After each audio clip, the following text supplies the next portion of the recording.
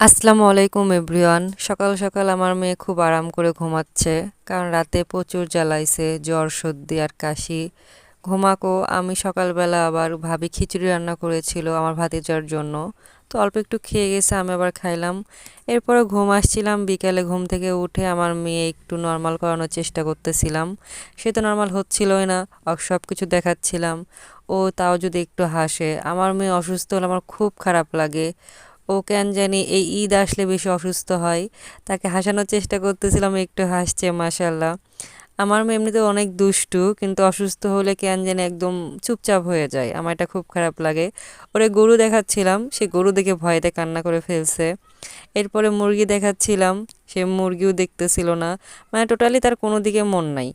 এরপরে সন্ধ্যার আগে আমার একটু ক্ষুধা লাগছিল, তো আজকে লাউ দিয়ে রান্না করছে, আমি লাউ খাই না, তো যা তরকারি ছিল আগের দিনে সব মা ভেজে দিছে।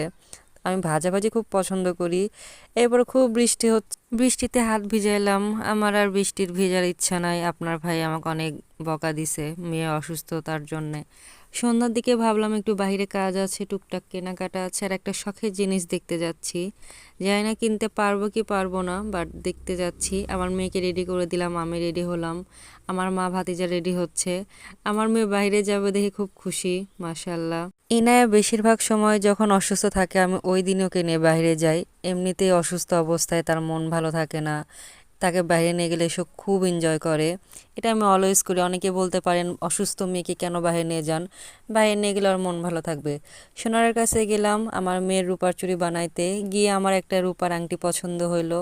আমি আবার অলওয়েজ সোনারের আঙ্কেল কাছ থেকে আমি বক্সগুলো নেই, এগুলো বক্সে জিনিস রাখতে খুব ভালো লাগে।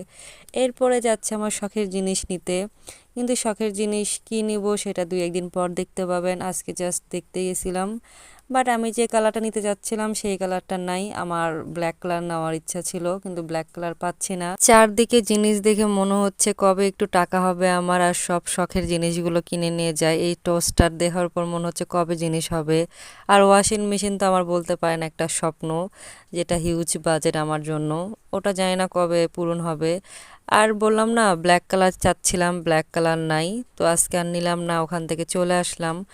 বাসায় পরার জন্য আমি আবার একটা জামার সেট কিনলাম, কাপড়টাও নিয়ে নিলাম।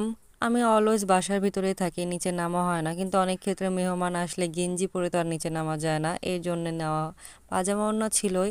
আমার মেয়ের ওষুধ নিলাম, ওষুধ ছিল তার, কিন্তু আমার হাত থেকে কালকে পুড়ে গিয়ে ভেঙে গেছে।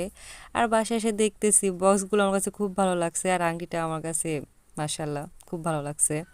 এরপরে আপনার ভাইয়া আমাকে দেখাচ্ছে তুমি তো চলে গেছো, দেখো আমি কোথায়